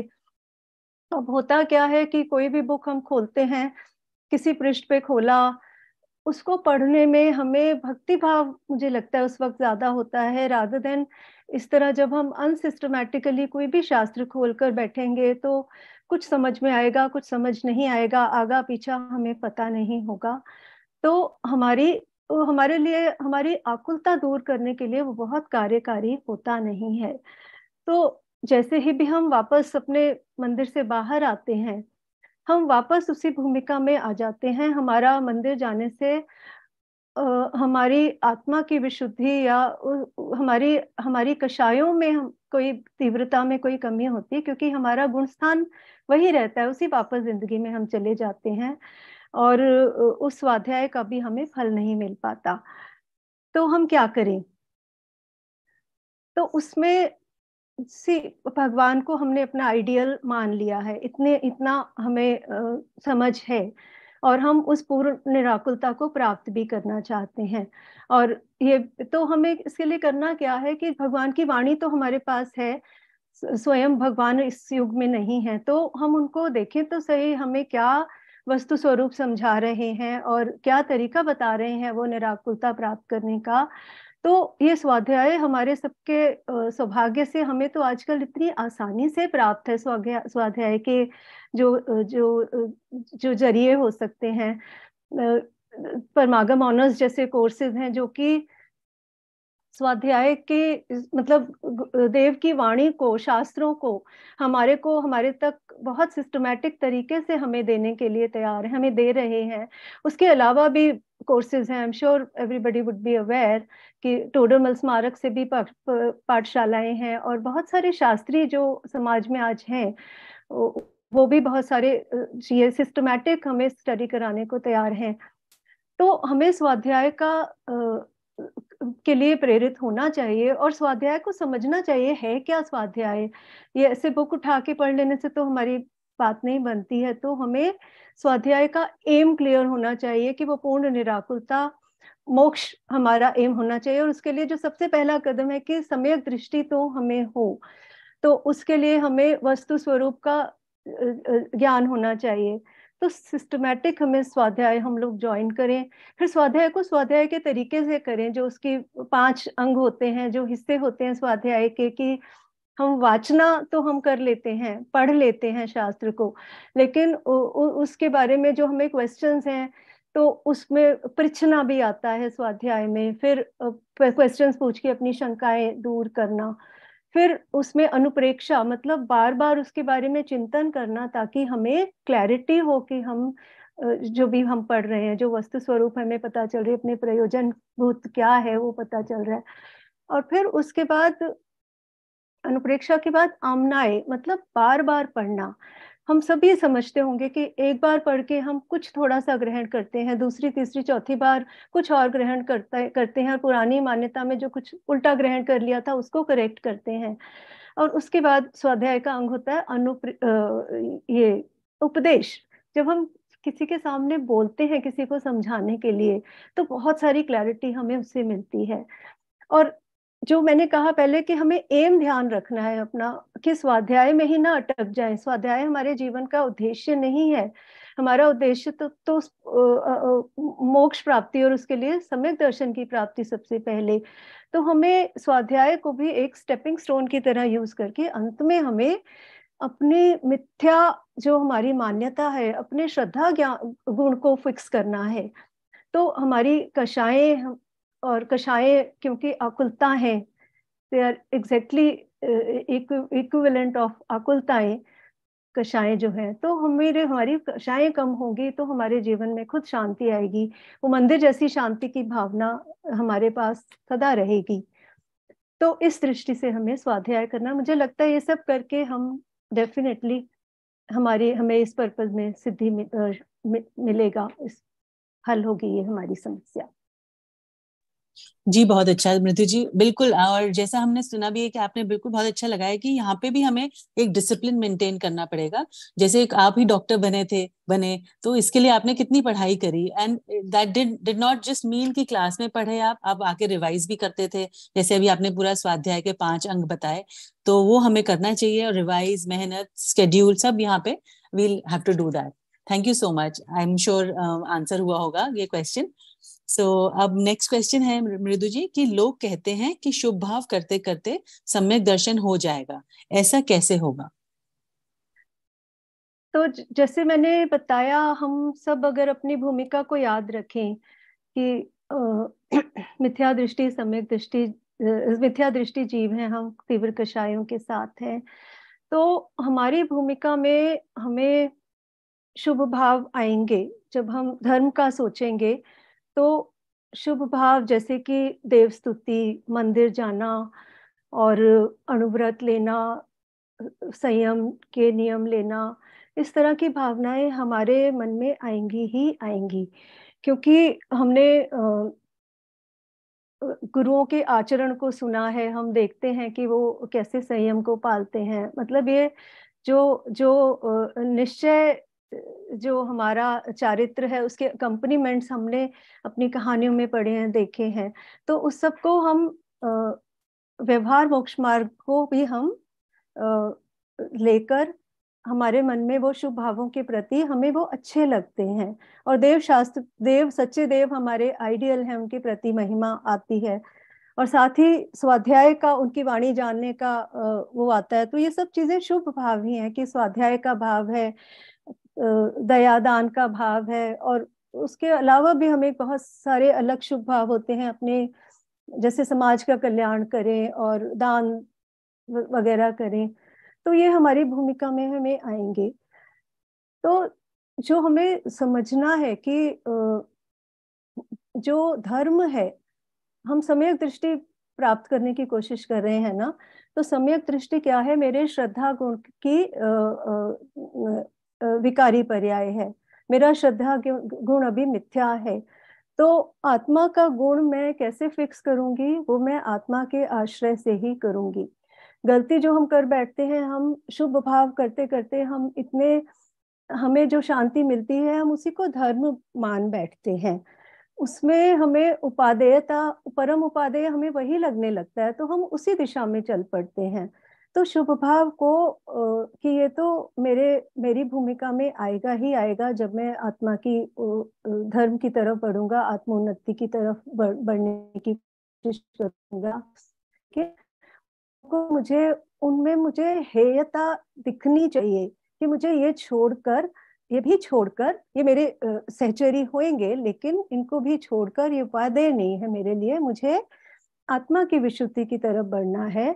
तो आत्मा का धर्म क्या है? धर्म तो वस्तु का स्वभाव है और मैं आत्मा हूँ, तो मुझे अपने आत्मा के ही आश्रय से ये धर्म की प्राप्ति होगी। और सम्यक दर्शन, जैसे कि हम चाहते हैं, हम जानते हैं कि आत्मा के उन्मुख होकर ही भेद ज्ञान को हम उससे पहले अपने अंदर बहुत भेद ज्ञान को विकसित करके, स्व को पर से डिफरेंट जान के, फिर स्व से उन्मुख होकर हम अपने ध्यान के समय में अपनी आत्मानुभूति करते हैं। तो ये आत्मा आश्रित क्रिया है, तो शुभ भावों के जरिए ये नहीं हो सकता है, ऐसा मेरा मानना है। मतलब ऐसा हमें पढ़ने को मिलता है और हम जानते हैं। जी बिल्कुल, जी मृदु जी, एक्चुअली हाँ यही बात है। और बिल्कुल, पर यह है कि शुभ भाव भी जरूरी है, क्योंकि वहीं से अपॉर्चुनिटी मिलती है हमें कि हम शुद्ध भाव में जा सकें। और आपने बिल्कुल ठीक कहा कि हमें बेसिकली समझना है और अपने श्रद्धा गुण पे काम करना है। तो इसमें अब नेक्स्ट, ये भी बात है, शुभ भाव नहीं करेंगे तो हम और क्या करेंगे? फिर बाकी टाइम पे तो पाप आचरण में ही उलझेंगे। तो बिल्कुल ठीक कहा आपने। जी बिल्कुल। मृदु जी, नेक्स्ट क्वेश्चन है, तो एक इंग्लिश में करती हूँ, फिर मैं उसका हिंदी में भी कर देती हूँ कि sometimes in certain situations when we need to survive और support ourselves, we may have to break the rules of karma and do bad things even if we don't want to. Even in those cases, we still accumulate karmas. How can we protect ourselves from this? इसका हिंदी में जो मैंने लिखा है कि कभी कभी कुछ परिस्थितियों में कारणवश हमें रूल्स ऑफ कर्मा तोड़ने पड़ते हैं, बुरे कार्य करने पड़ते हैं न चाहते हुए भी। तब जो कर्म बंद होता है उससे कैसे बचें? ये मृदु जी एक्चुअली एक यंग कॉलेज गोइंग स्टूडेंट का क्वेश्चन है, तो इसलिए थोड़ा सा कई चीजें हैं, जैसे कि rules of Karma, I am sure वो थोड़ा सा वो है उनको। तो जो मुझे समझ आया इस क्वेश्चन से, ये पूछना चाह रही हैं कि हम बहुत ही अनफेवरेबल सर्कमस्टेंसेस में जब होते हैं, तो रूल्स ऑफ कर्मा से मुझे लगता है ये कहना चाह रहे हैं कि हम सब मोटा मोटा कर्म से समझते हैं कि पाप कर्म करेंगे तो बुरे कर्म ही बांधेंगे आगे के लिए। और जो इन्होंने एक शब्द यूज किया, बैड कंडक्ट करेंगे, bad karmas, bad things and do bad things. हाँ, बैड थिंग्स करेंगे। तो मैं यही मान के चल रही हूँ कि ये पूछ रहे हैं कि हम पाप आचरण में हमारी प्रवृत्ति होएगी तो क्या वो एक्सक्यूजेबल है? क्या वो आगे कर्म नहीं बांधेगी? क्योंकि हमारा आर्ग्यूमेंट इधर है कि हम बहुत ही पुश टू द वॉल हैं, हमारे सर्वाइवल का क्वेश्चन है ये। I think this is what she is trying to ask. तो हम सबको कुछ चीजें अगर हम ध्यान में रखें तो इसका जवाब हम सबको अपने अपने मन के अंदर मिलेगा। ऐसा मेरा मानना है कि जब हम अपना नॉर्मल जीवन जीते हैं तो कुछ हिंसा हम सभी की भूमिका के अनुसार होती ही है। भूमिका के अनुसार क्या, कुछ चीजें तो सभी जब हम जीवन जी रहे हैं तो कर ही लेते हैं, जैसे कि जो भी स्थावर जीव हैं, जैसे कि पृथ्वी का एक, वायु का एक, जल का एक, अग्नि का एक और वनस्पति का एक जीव जिसमें निगोद भी आते हैं, इनकी हिंसा तो अबुद्धिपूर्वक हम सांस लेते हुए, मतलब अपने दैनिक जीवन के कार्य करते हुए करते हैं। और मतलब अग्नि से, जल से सबका काम पड़ता है और ये होते ही हैं हमारे हिंसा के काम। उसके अलावा जो हमारी गृहस्थ जीवन है उसमें आरंभी हिंसा हम देखते हैं कि जो कि घर में घर की साफ सफाई करना, भोजन बनाना, इसमें आरंभी हिंसा होती है। उद्योगी हिंसा होती है कि जो भी हम व्यापार करते हैं और उसमें प्रॉफिट अर्जित करना, कॉम्पिटिटर से compete करना, मतलब ये बड़े सारे ऐसे काम हैं। और संकल्पी हिंसा का डेफिनेटली निषेध किया गया है। और विरोधी हिंसा भी होती है जब हमें अपनी जान बचाने के लिए या हमारी मतलब हमारे परिवार पे आक्रमण हो या ऐसी युद्ध में हमें पार्ट लेना पड़ जाए, तो विरोधी हिंसा भी हमसे होगी। लेकिन एक और चीज जो मुझे लगता है, एक और चीज हमें याद रखनी चाहिए इन सब को याद रखते हुए, कि किसी का जीवन और मरण किसी और के हाथ में नहीं है। सब अपनी अपनी आयु कर्म का बंद करते हैं और उसको भोगते हैं। और जो ये धन का संयोग मिलना, यश का संयोग मिलना या ना मिलना, इनका वियोग होना, बिछुड़ जाना, छिन जाना, ये सब हमारे पुण्य और पाप कर्म का उदय है। तो ये सब चीजें अगर हम ध्यान रखें तो हम इसमें आगे देखें कि शास्त्र में क्या बोला है। तो शास्त्रों में यही कहा गया है कि जो श्रावक, हम जैसे श्रावक हैं, उनके लिए बड़े क्लियर गाइडलाइंस हैं जिसमें हमें अपने उस दायरे में अपने को रखें तो हम पाप आचरण से बचेंगे। तो वो सबको ही पता होंगे, जैन श्रावकों से उम्मीद की जाती, हमें अष्टमूल गुण पता होने चाहिए कि मध्य मास मधु का निषेध है, 5 उदंबर फल नहीं खाने हैं। और उसमें मास की डेफिनेशन बहुत क्लियर है कि स्थावर को छोड़कर त्रस, जो दो इंद्रिय और उससे ऊपर की इंद्रिय जीव हैं, उनका घात भोजन के उससे करना, वो अभक्ष्य है। मतलब वो उनका शरीर मांस है और वो अभक्ष्य है। और उसके अलावा सप्त व्यसन में इंडल्ज नहीं करना है हमें।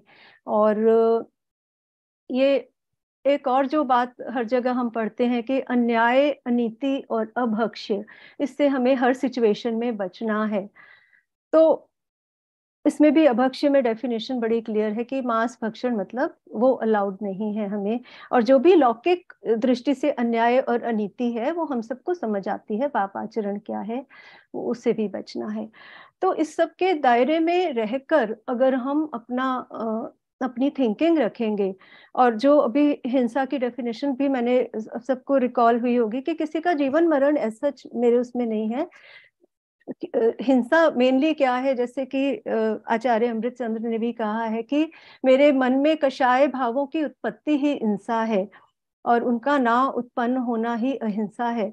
तो सबसे बड़ी बात तो यह है कि किसी भी स्थिति में, परिस्थिति में जहाँ पे मैं बैड कर्म सोच रहा हूँ, मैं कर रहा हूँ, पाप आचरण ये मुझे अलाउड है कि नहीं अलाउड है, तो अपने कषायों को अगर हम मेजर कर लें उस वक्त, उसको ऑनेस्ट दिल से जानने की कोशिश करें, तो हमें हर परिस्थिति में जवाब मिल जाने चाहिए।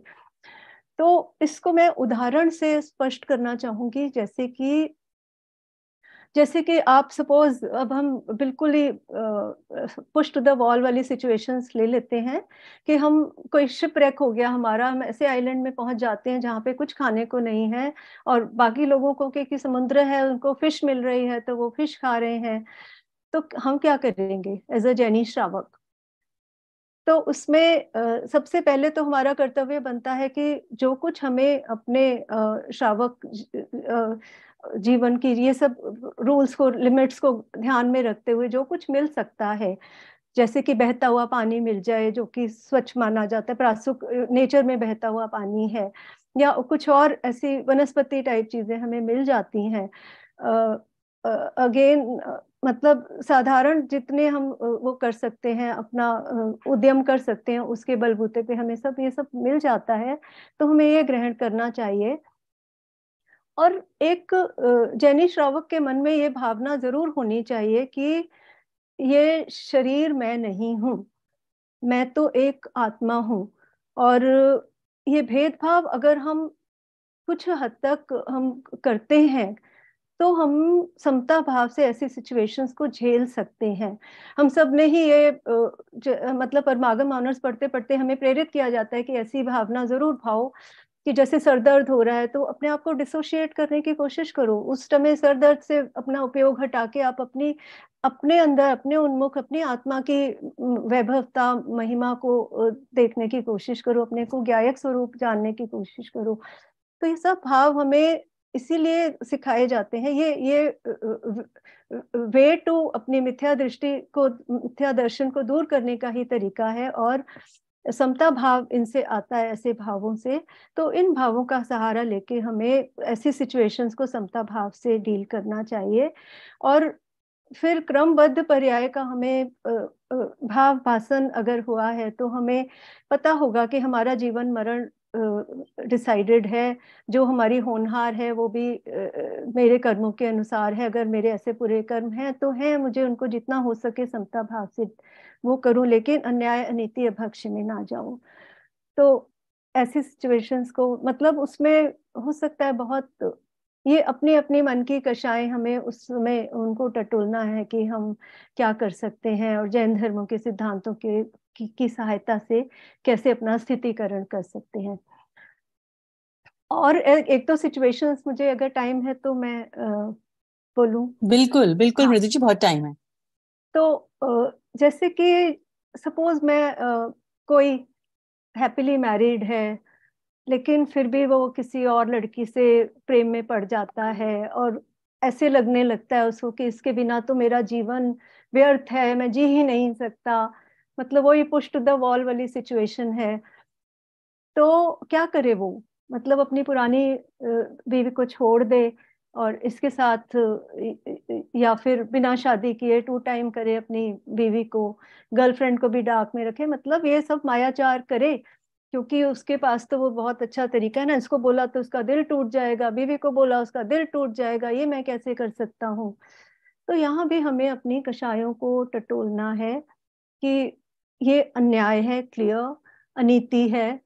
तो ये करने योग्य चीज नहीं है, ना तो लौकिक दृष्टि से। और यहाँ पे अगर मेरी तीव्र कषाएं हैं, मेरी स्थित जो भी भूमिका है उसमें मेरी कषाएं बहुत तीव्र हैं, तो ही मैं ऐसे व्यवहार में इंडल्ज करूंगी या करूंगा। तो हम अपने को ऑनेस्टली देखें तो हमें इसमें क्या करना चाहिए, ये जवाब मिल जाएंगे। तो जो जो श्रावकाचार की जो लिमिट्स हैं उस जो शास्त्रों में ही दी गई हैं, अगर हम उन लिमिट्स में रहें और अपने मतलब स्वाध्याय करके अपनी जो कम से कम सम्यक दर्शन प्राप्त नहीं कर सकते तो अपनी कषाएं मंद करने का तो हम समता भाव करने का तरीका तो ढूंढ सीखें। तो ये तो हमें करना पड़ेगा। और जो बहुत ज्यादा, बहुत ही जैसे कि ऐसी सिचुएशन है कि मेरे ऊपर किसी ने अटैक कर दिया, सपोज चाकू लेके अटैक कर दिया, तो ऐसी तीव्र कक्षाओं में हमारा क्या रिस्पॉन्स होगा? देखो बहुत कुछ तो हमारी इंस्टिंक्ट्स होती हैं हमें अपने को बचाने की। हम जो बुद्धिपूर्वक नहीं कर रहे किसी की हिंसा, विरोधी हिंसा है, जो भी बुद्धिपूर्वक नहीं है, संकल्पी हिंसा नहीं है, उसमें मैं समझती हूँ कि जो उस क्षण में हो गया उसमें हमें डेफिनेटली, अब बुद्धिपूर्वक किया ही नहीं तो मैं क्या उसका ओनरशिप मैं उसकी क्या लूं? लेकिन फिर भी मुझे लगता है कि हम अगर इस बात पे सोच विचार करते हैं तो मतलब अपनी मन की कषाएं हम कुछ हद तक कंट्रोल रख सकते हैं। अगर हम ये जानते हैं कि जीवन और मरण मेरे हाथ में नहीं है, मेरे आयु के हिसाब से है, और इस तरह की भावनाएं हैं हमारे अंदर, तो हम अपनी कषायों को असेस करके उसमें रिस्पॉन्स कर सकते हैं। तो जहाँ भी हम पाप आचरण करेंगे वहाँ पे कर्म बंध होगा ही। जो बैड कर्म, ये वो बैड थिंग्स मतलब पाप आचरण करेंगे, कर्म का रूल कोई ब्रेक नहीं कर सकता, हम जैसा करेंगे वैसा भरेंगे। ये तो कर्म को तो पुद्गल की दुनिया है, वो तो ऑटो मोड में है, पुद्गल गलती नहीं करता। मेरे मन की कषाएं मेरे कर्म बांधेंगी। उस समय हुआ क्या है, किसकी जान गई है और किसको शरीर में चोट पहुंची है, वो निर्णय नहीं करेगा। ऐसा। जी बहुत अच्छा मृदु जी, सही कहा आपने कि एक्चुअली हमें असेस करने की जरूरत है। एंड अपनी कषायों को हम जब हम असेस करेंगे तो हम निश्चित ही विवेक से वी कैन मतलब ट्राई टू कम करें और तत्व अभ्यास करें, विवेक से करें सब काम। तो बहुत अच्छा आपने मुझे हमें बताया है, and thank you so much. And anything you would like to add further? तो मैं कोई और ऐड करना हाँ चाहे तो मैं हाँ सुनना चाहूंगी, क्योंकि राइट हाँ। बिल्कुल। तो आई वुड लाइक टू, मैं निधि जी, क्योंकि निधि जी आप क्योंकि ये बच्चों को पढ़ाती हैं और क्योंकि ये स्टूडेंट का ही क्वेश्चन है, तो I would like her to give her views कि आप आके बताएं हमें कि कैसे कोई हैंडल कर सकता है। ये बेसिकली छोटे मतलब स्कूल या कॉलेज चाइल्ड का ही है, क्योंकि उसने बोला है break the rules of karma. तो आप अपना व्यू दीजिए कि वो कैसे कर पाए, अपने आप को बचा कैसे पाए। जैसे कि मृदु जी ने काफी चीजें तो क्लियर की हैं और बात स्पष्ट तो लगभग हो ही गई है, लेकिन कुछ और शब्द हम जोड़ सकें तो जरूर जोड़ेंगे। तो सबसे पहले तो कर्मों का रूल एग्जैक्टली वो आपको समझने की जरूरत है कि पुद्गल की क्रिया है, कोई गलतियां वहां नहीं होती हैं, वहां तो सब परफेक्ट होता है। जैसा करोगे वैसा भरोगे, जो टिफिन में पैक करोगे वही लंच में खाने को मिलेगा। तो वो तो चलता ही है। और इसके लिए बहुत छोटे में मैंने एक एग्जाम्पल भी सुना था किसी विद्वान से कि आग में हाथ डालोगे तो जलन तो होगी, चाहे जानबूझ के डालो या गलती से डल जाए। तो आग तो जलाने का काम करती है, वो जलाएगी। तो ये बात तो हमको ध्यान में रखनी है। अब बात आती है कि परिस्थितियां कैसी विकट आ जाएं। दो परिस्थितियां बहुत अच्छे से मृदु जी लेके गई हमें उन स्थितियों में, ऐसी विकट थी कि अभी करें क्या। तो अपने अपने कर्मों के उदय से हम अपनी अलग अलग तरह की स्थितियों में अपने जीवन में आते हैं, और सबसे बड़ी परीक्षा की घड़ी होती है उस समय की, जो हमने आज तक सीखा सुना है उसको हम कितना अप्लाई कर पा रहे हैं। और इंस्टिंक्ट्स है हमारी, डेफिनेटली हमारी इंस्टिंक्ट्स हैं, कई बार वो हमें सोचने का ही मौका नहीं देती। हमारे पूर्व के संस्कार इतने इतने विकट हैं कि वो हमें सोचने का ही मौका नहीं देते हैं। तो ये सब अभ्यास का काम है। गलतियां होना बहुत स्वाभाविक है, क्योंकि आज तक तो हम वही करते आए हैं, है ना। तो हो जाती हैं, लेकिन सबसे बड़ी बात कि हो जाने के बाद उस बात पे, जैसे क्वेश्चन में आया था कि कर्मों का रूल ब्रेक करते हैं और कुछ बुरे काम हो जाते हैं, तो मैं एग्जैक्टली इसी बात को पॉइंट करने की कोशिश कर रही हूँ कि जो गलतियां हो गई, अभी मैंने कुछ स्थिति बनी जहां मैंने सेल्फ डिफेंस में या कह लीजिए इंस्टिंक्ट के कारण कुछ ऐसा कर लिया जिसको मैं खुद कैटेगराइज करूंगा कि मैंने बुरा किया। अब मैंने कर लिया, लेकिन इसका रियलाइजेशन है क्या मुझे? मतलब हो गया तो हो गया, अभी उदय ऐसा ही आया था और हो गया, लेकिन इसके बाद मैंने सीखा क्या इस घटना से? तो अगर उसी को एनालाइज किया जाए और कोशिश की जाए कि अब अगली बार इस तरह की किसी भी घटना में हम पढ़ते हैं, इस तरह की किसी स्थिति में हम पढ़ते हैं, तो क्या करना, उसकी प्रिपरेशन भी हमको उसी मोमेंट, जब रियलाइजेशन का मोमेंट है, तब हमको ये बात करनी है। क्योंकि और विचार जो है ना इस तरह के हमारे चलते रहने चाहिए, क्योंकि इन विचारों से ही हम अपना भविष्य का निर्माण कर रहे हैं। हम कितने प्रिपेयर्ड हैं, हमने कितनी चीजों को सोच रखा है, हम कितनी चीजों के लिए तैयार हैं। और इन सारी तैयारी में जो हमारे बेसिक प्रिंसिपल्स हैं, जैसे कि मृदु जी ने भी बताया श्रावक के अष्टमूल गुण, उनको हम वो हमारा खंबा है ना, वो उसको छोड़ना नहीं। उस खंबे को पकड़े रहते हुए हम अब कितना इम्प्रोवाइज कर सकते हैं अपनी रिएक्शंस में, अपनी इंस्टिंक्ट्स में। ये पूरा अभ्यास का खेल है, और बहुत प्रयास लगता है, बहुत पुरुषार्थ लगता है, बहुत उपयोग को हमको उसमें एकाग्र करने की जरूरत है। तो अनादि के संस्कार हैं, एक क्षण में तो जाएंगे नहीं, लेकिन तत्व का अभ्यास और जो हमने सीखा है उस बात पे दृढ़ श्रद्धा, होनहार पे विचार कि जो होने योग्य वही हो रहा है, और अन्याय होने का तो सवाल ही नहीं होता। ये मैंने ऐसे कुछ किए थे जिस कारण मुझे अब फल भुगतना पड़ रहा है, लेकिन अभी अगर मैं कुछ बैड कर्मा करूंगा, मतलब कुछ बैड एक्शन करूंगा या रिएक्ट करूंगा इस सिचुएशन पे, तो आगे जाके I am not breaking the cycle, I am continuing the cycle.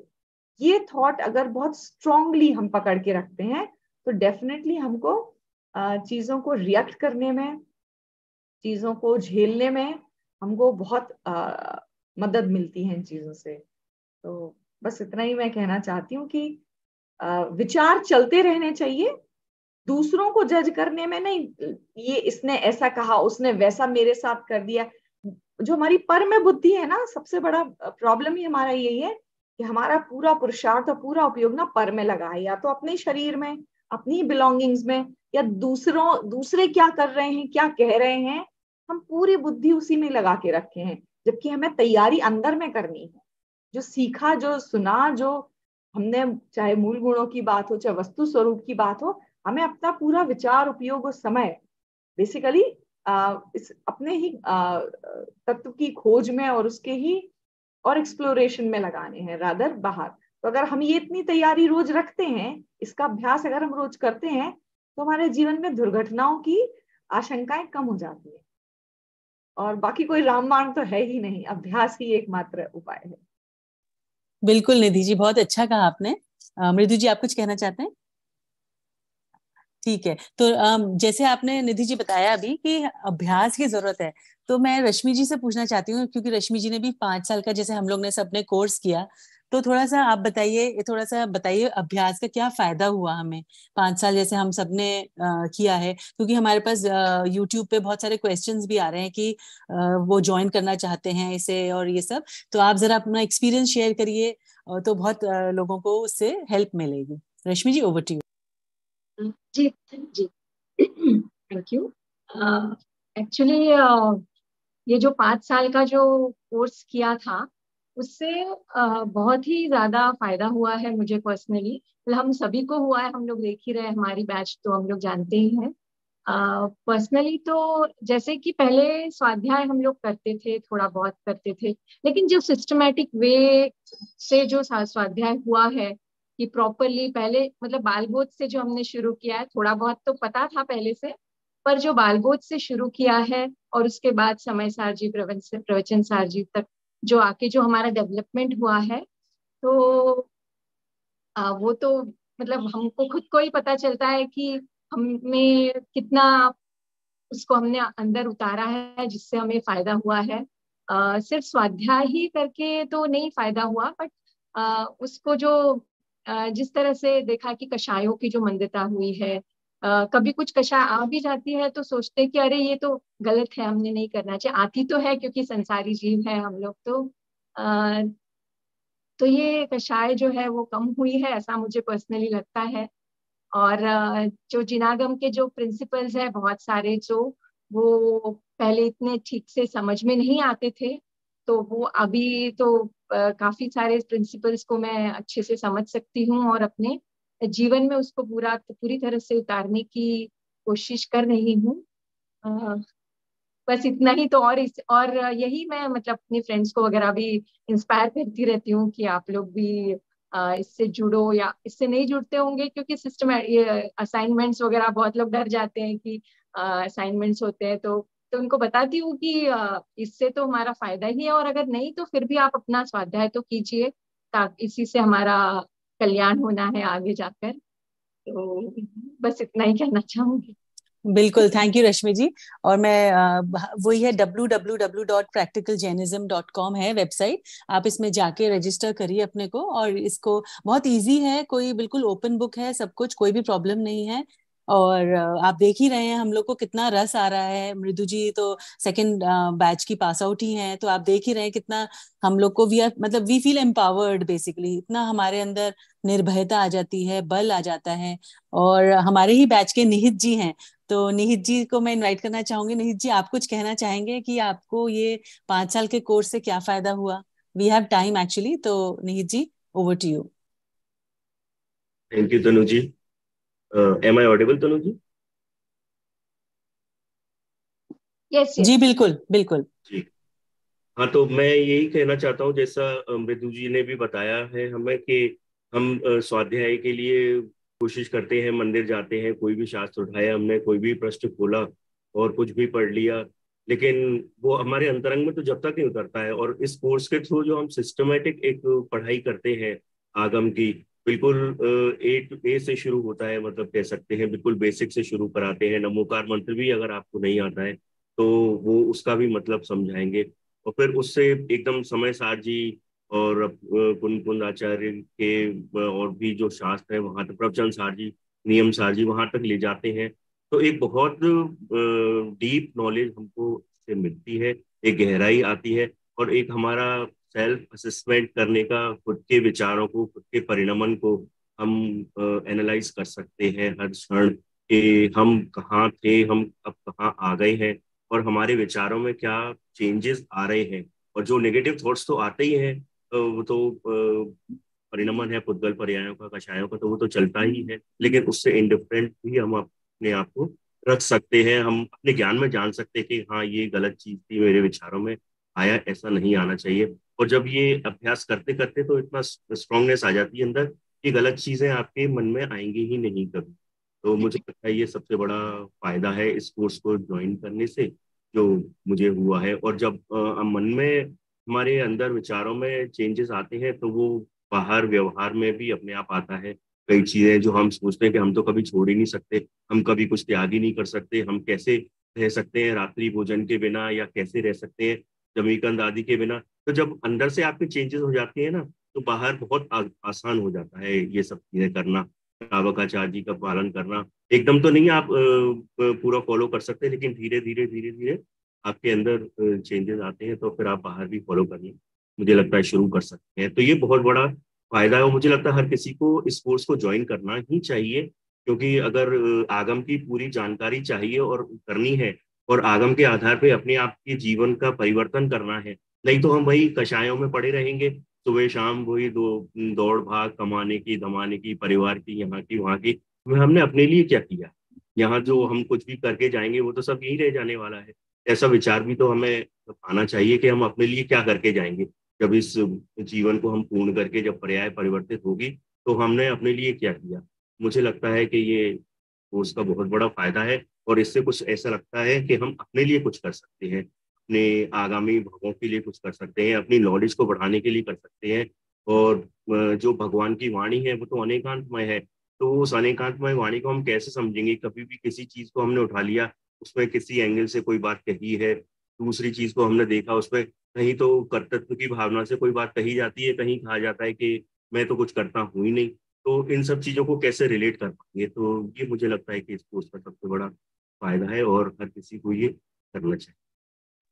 Thank you निहिर जी, आपने इतने सुंदर तरीके से व्यवहार और नए का जो आपने बताया है ना, क्योंकि हमारे ये यूट्यूब पे ये बहुत आ रहा है, क्योंकि कि आप लोग एकांत बता रहे हो, क्योंकि हमारा हम लोग बोलते हैं कि मतलब ज्ञान में अपने काम करिए और क्रिया अपने आप हो जाएगी। तो कहीं ना कहीं क्योंकि अवेयरनेस नहीं है कि शुरुआत अंदर से ही होती है, तो वो थोड़ा सा जब तक हम ये पढ़ते नहीं है हमारे को बहुत मुश्किल होता है एक्सेप्ट करना। और सोनल जी, आपको भी I would like to ask you कि आप भी थोड़ा सा अपना एक्सपीरियंस बताइए कि आपका 5 साल का आपको क्या रहा। तनु जी, मृदु जी ने हैंड रेस किया था, शायद वो कुछ कहना चाहती हैं, then will continue with Sonal ji. Sure sure पहले जी। तो एक छोटा सा मुझे तो पर्सनल एक्सपीरियंस इसी चीज का याद आया, जो मैं शेयर करना चाहती हूँ कि जब हम परमागम ऑनर्स कर रहे थे तभी छठे से अब 7वें सेमेस्टर की बात है कि मतलब रात्रि भोजन नहीं करना चाहिए, नहीं करना चाहिए, ये बात बहुत दिन से दिमाग में चल रही थी। तो जब जब एक दिन मैंने बैठ के सोचा मैं क्या प्रॉब्लम आ रही है, मतलब मुझे लगता था मैं कैसे कर सकती हूँ, इतनी इरेगुलर मेरी लाइफ है और इतने सारे गेट टुगेदर्स होते हैं, मैं क्या करूंगी वहां पे जाके, वो बड़े जरूरी होते हैं। और तो मैंने एनालाइज किया और मतलब मुझे बात बड़ी क्लियर स्पष्ट हो गई 1-2 सेकंड में ही कि मैं क्यों जाती हूँ उस गेट टुगेदर्स में। तो मैं अभी भी जा सकती हूँ, ना खा के भी जा सकती हूँ, प्रॉब्लम क्या है? नहीं नहीं, वो जो इतने अच्छे अच्छे नायाब व्यंजन मुझे मिलते हैं, वो मतलब कोई आम जिंदगी के थोड़ा तो रोज थोड़ा मैं खाती हूँ, मैं कैसे उनको छोड़ दूं? And in 2-3 seconds things were, मेरी लोभ कषाय बड़ी जोर से मेरे सामने आ गई। तो एक बार उसको जान के जब आपने उसको कन्फ्रंट किया तो उसको डील करना मुझे लगा नहीं मैं कर सकती हूँ, ये क्या बात कर रही हूँ मैं, मतलब सिर्फ इसके लिए मैं रात्रि भोजन त्याग नहीं कर पा रही कि मुझे वो व्यंजन नहीं मिलेंगे। तो आई थिंक ये वाला विचार, सोच विचार हमारे मन में चलते रहना चाहिए, और जैसे आपने कहा अंदर से सोचेंगे तो बाहर के आचरण में हम कर पाएंगे। बहुत ही सुंदर है मृदु जी, एंड ऐसे ही इंस्टेंसेस से प्रेरणा भी मिलती है हमें, क्योंकि ये सभी हम ही सब सेम ही भूमिका में गुजर रहे हैं।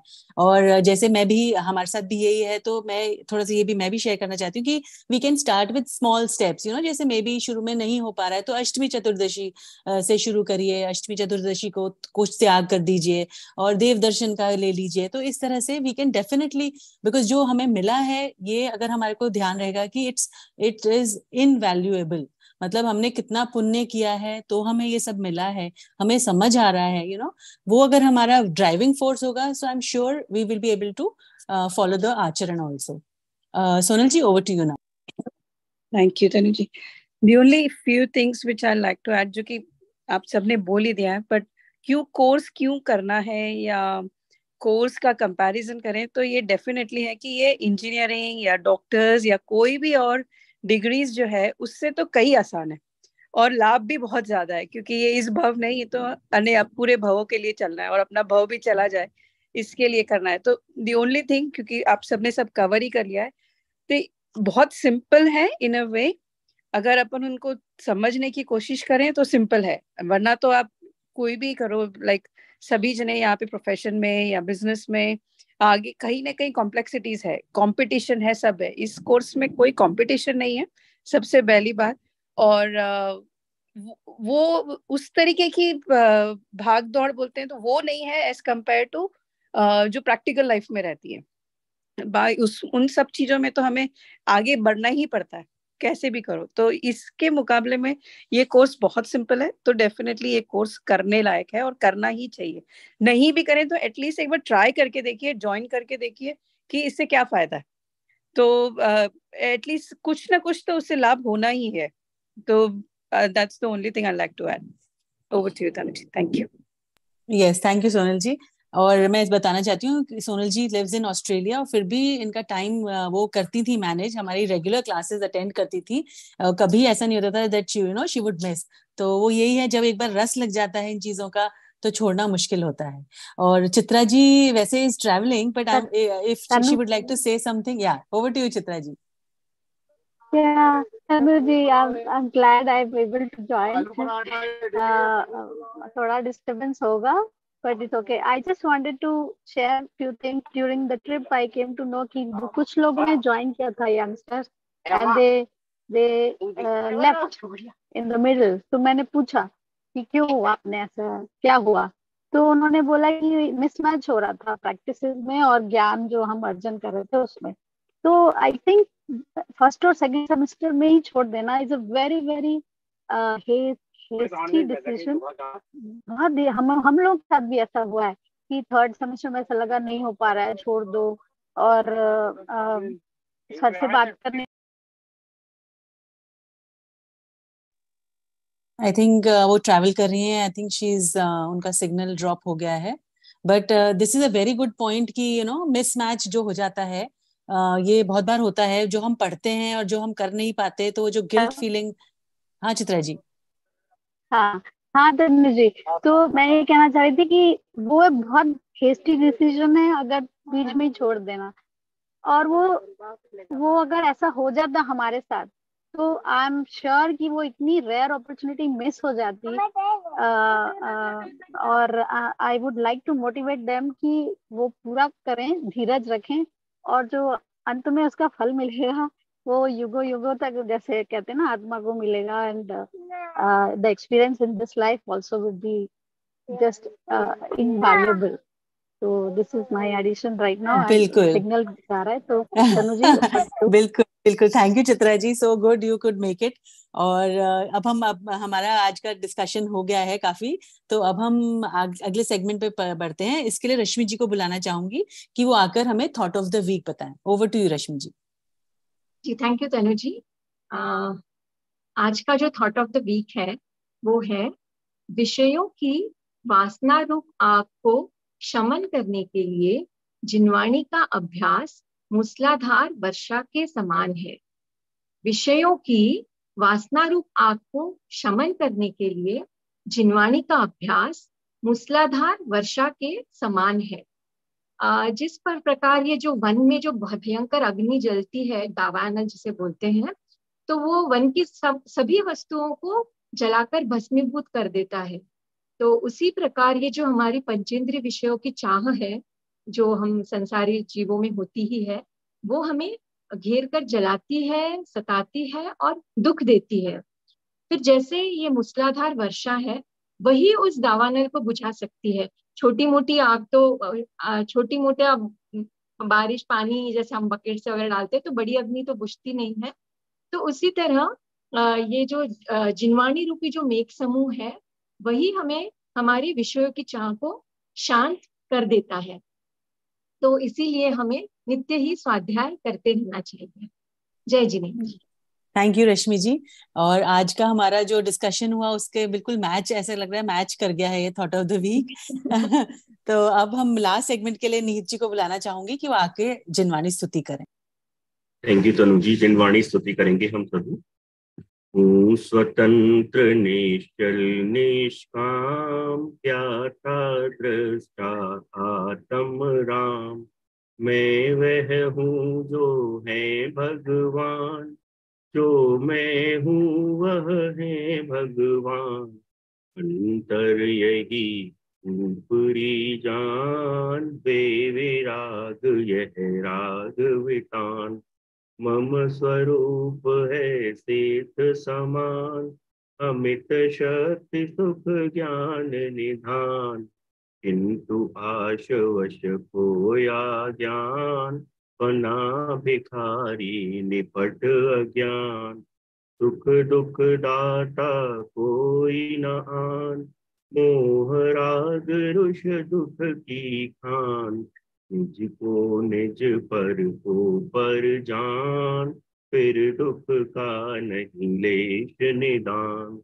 होता स्वयं जगत परिणाम, मैं जग का करता क्या काम, दूर हटो पर कृत परिणाम, ध्यायक भाव लखे अभिराम, स्वतंत्र निश्चल निष्काम, ज्ञाता दृष्टा आत्म राम, निज निधि निज में बताई, यह अनंत उपकार है, उसके लिए जिनवाणी माँ को नाशत बार है, उसके लिए जिनवाणी माँ को नाशत बार है। नौबा नमोकार